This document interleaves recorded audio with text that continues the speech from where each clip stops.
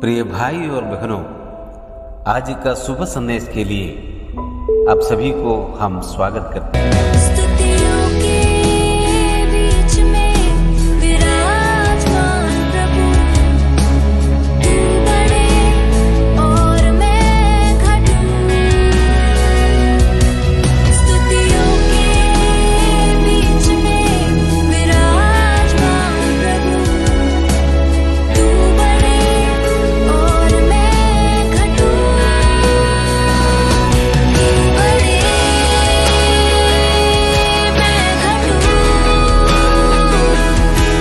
मेरे जीवन से महिमा तुझे मिले।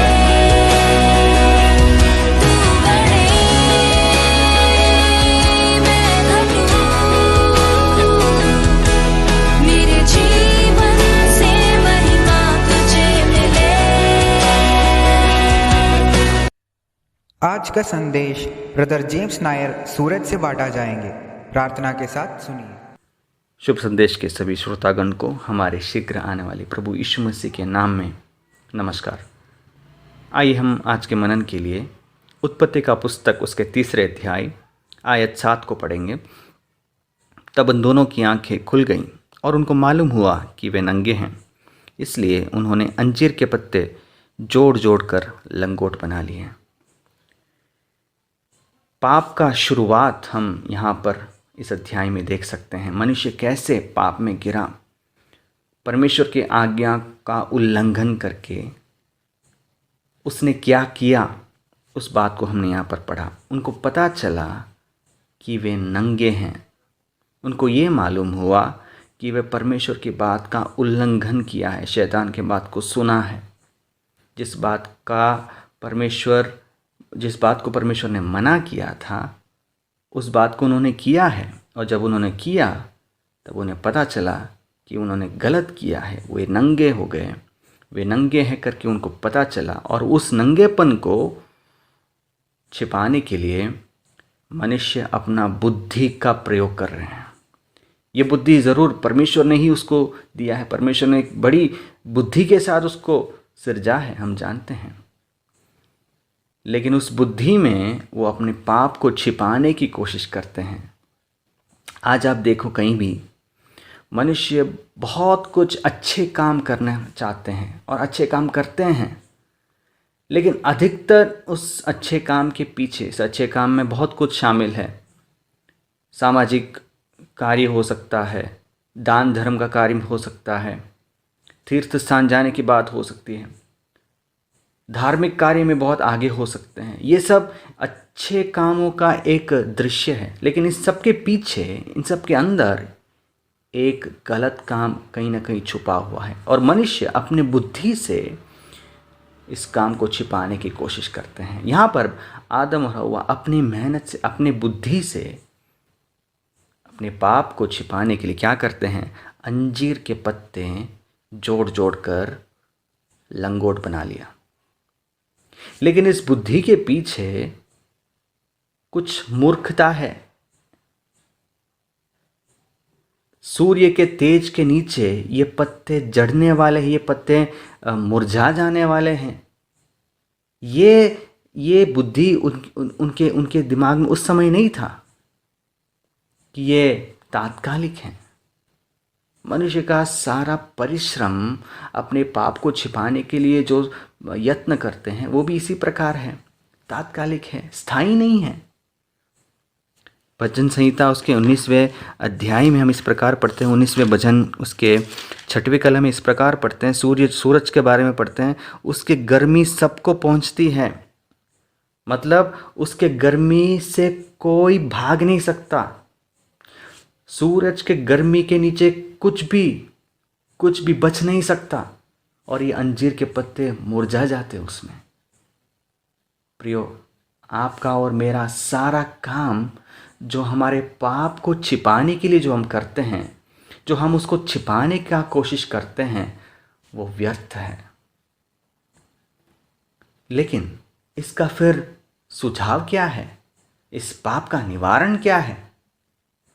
निवारण अगर हम ढांपने से होता है, ये अगर आप सोच रहे हैं तो गलत है। हमारे ढांपने से पाप का निवारण नहीं होता, तो फिर कैसे होगा? आइए हम भजन संहिता उसके 32वें भजन में आएंगे। 32वें भजन उसकी पहली आयत को हम इस प्रकार पढ़ते हैं।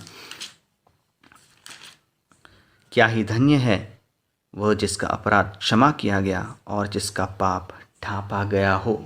जिसका पाप ढांपा गया हो, यहाँ पर ऐसे लिखा है, जिसका पाप ढांपा गया हो। हमारे ढांपने से नहीं होता प्रियो, मेरे सुनने वाले भाइयों बहनों। मैं यदि मेरा पाप को छिपाने की कोशिश करता हूँ तो वो व्यर्थ है। मेरे अच्छे कामों से वो छुपा नहीं सकता मैं। लेकिन अगर मेरा पाप किसी और ने ढांप दिया तो मैं धन्य हूँ, और ये किसी और कोई नहीं परंतु हमारे प्रभु यीशु मसीह हैं। हम देखते हैं उस उत्पत्ति के 3 अध्याय में, आगे जाकर उस लंगोट को पहनकर आदम और हवा उसी लंगोट को पहनकर परमेश्वर से श्राप ही श्राप सुने जा रहे हैं प्रियो। अपने सारे यत्न के बाद, अपने सारे अच्छे कामों करने के बाद भी परमेश्वर से केवल श्राप सुन रहे हैं वो। लेकिन आगे जाकर परमेश्वर ने उनको एक अंगरखा दिया, लंगोट नहीं प्रियो, अंगरखा। जब परमेश्वर ने उनको दिया, एक अंगरखा दिया, एक कोट दिया पूरा, और वो भी कैसे? एक जानवर का बलिदान करके उसके चमड़े से बना हुआ अंगरखा दिया। प्रियो, जब परमेश्वर देता है, जब परमेश्वर हमारे नंगापन को ढांपता है, वो बहुत ही स्थायी है। उससे कोई निकाल नहीं सकता, उससे कोई हटा नहीं सकता। इसलिए भजन संहिता लिखने वाला कहता है, वो धन्य है। हम धन्य हैं जब परमेश्वर हमारे पाप को ढांपते हैं। हम श्रापित होते हैं जब हम हमारे पाप को ढांपने की कोशिश करते हैं। राजा सुलेमान नीति वचन में इस प्रकार कहते हैं, नीति वचन उसके 28वें अध्याय उसके कलम 13 में इस प्रकार हम देखते हैं, जो अपने अपराध छिपा रखता है उसका कार्य सफल नहीं होता। हमारे अपराध को छिपाने की कोशिश हम ना करें, क्योंकि हमारे अपराध को छिपाने के लिए कलवरी के क्रूस पर परमेश्वर का पुत्र प्रभु यीशु मसीह ने अपना शरीर को कुर्बान कर दिया, अपने आप को कुर्बान कर दिया। उसका लहू हमारे सारे पापों को हटा देता है, क्षमा कर देता है, छिपा देता है।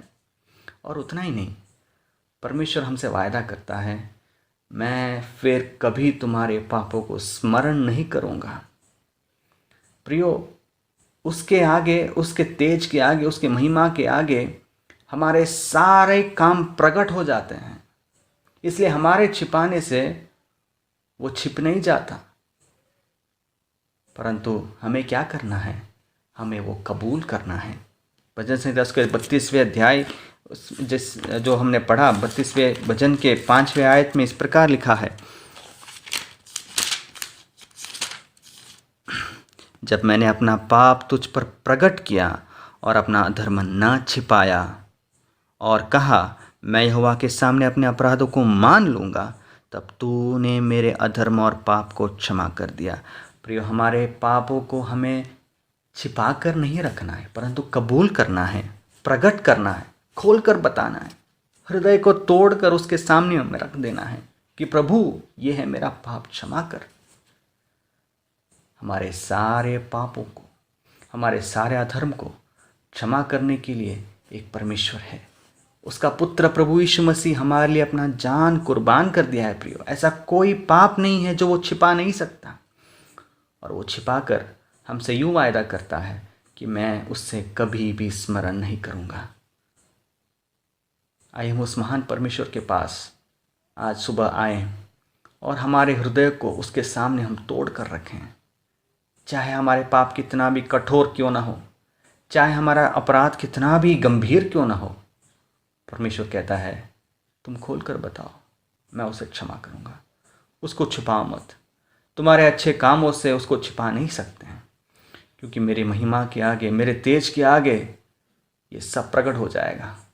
लेकिन जब मैं उसे क्षमा करूँगा, मैं उसको पूरी तरह क्षमा करूँ, पूरी तरह ढांप दूंगा, और तुम धन्य हो। आइए हम उस महान परमेश्वर के उस क्षमा के आगे धन्य होने की प्रयत्न करें और आशीष पाएं। परमेश्वर के नाम की महिमा।